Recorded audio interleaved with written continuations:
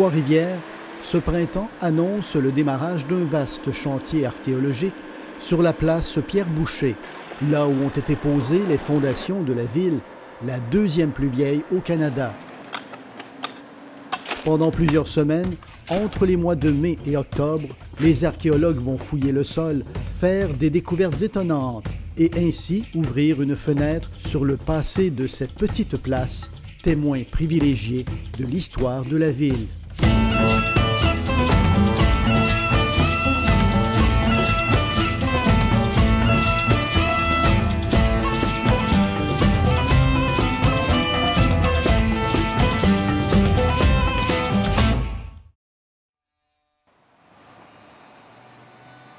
Dès les premières semaines du mois de mai, l'équipe de fouilleurs, dirigée par l'archéologue Éléonore Aubu-Robitaille, se met au travail pour identifier les zones au plus grand potentiel archéologique.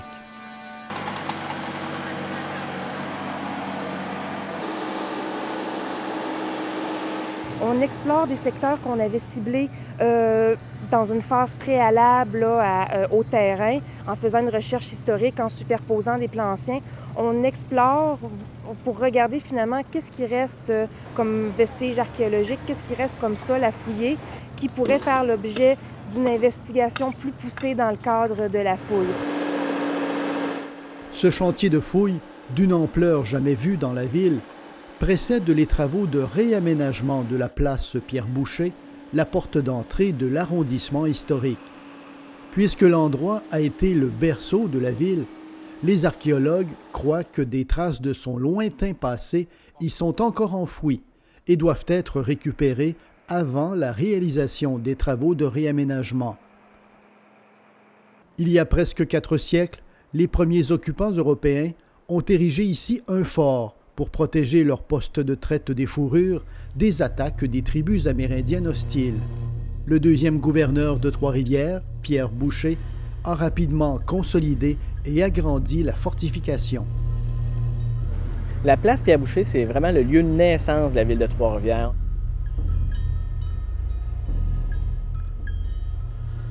On est tout près du premier fort qui a été établi par la Violette en 1634. On est à l'endroit où est-ce que la première église, où les premières églises de Trois-Rivières ont vu le jour, l'endroit où les Jésuites se sont installés. En fait, c'est le poste de traite qui s'est agrandi en quelque sorte et l'endroit où est-ce que les ouvrages défensifs se sont installés pour protéger les premiers trifluviens. Pierre Boucher, c'était le capitaine de milice autour de 1646 jusqu'à 1652 environ, où il est devenu gouverneur de Trois-Rivières. Par la suite, il va occuper cette charge-là à 2 autres reprises au courant du 17e siècle. Le petit bourg est devenu un village, puis une agglomération. L'endroit était alors traversé par une rue étroite, bordée de vieilles maisons de pierre, dominée par l'église paroissiale du 18e siècle, et par la maison des gouverneurs, transformée en bureau des douanes et ceinturée d'un parc. Le drame a frappé au début de l'été de 1908. Un violent incendie a détruit une grande partie de la ville, rasant environ 200 bâtiments, des résidences, des commerces et le bureau des douanes. Les flammes se sont arrêtées après avoir détruit l'église 2 fois centenaire.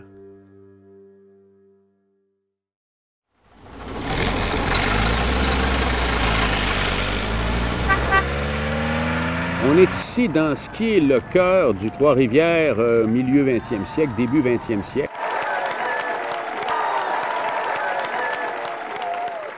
Et donc, il y avait une première place publique à Trois-Rivières, très ouverte, avec un monument symbolique au milieu qui s'est rajouté lors des fêtes du tricentenaire. C'était l'hommage de la jeunesse trifluvienne qui est derrière moi, qui est un peu hors déco et qui faisait tout à fait moderne. Avec derrière, évidemment, un des plus beaux édifices de la ville qui est le bureau de poste.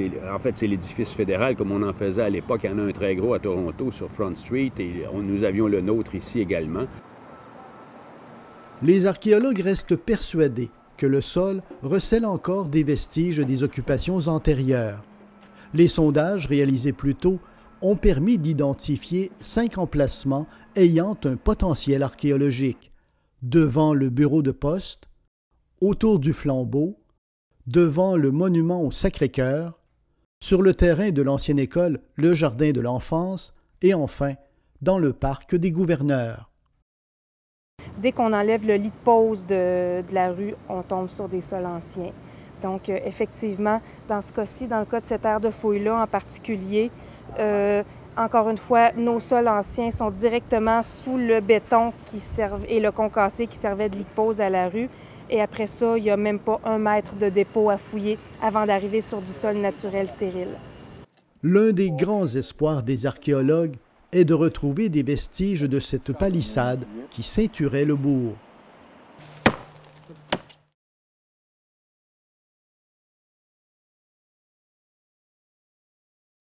On sait très peu de choses sur cette palissade.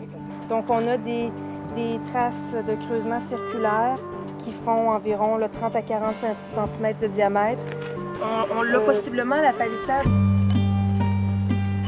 On n'avait pas retrouvé de vestiges de l'église en aussi bon état jusqu'à maintenant. Les sépultures s'empilent les unes par-dessus les autres. On ne sait jamais sur quoi on va tomber puis quand s'arrêter.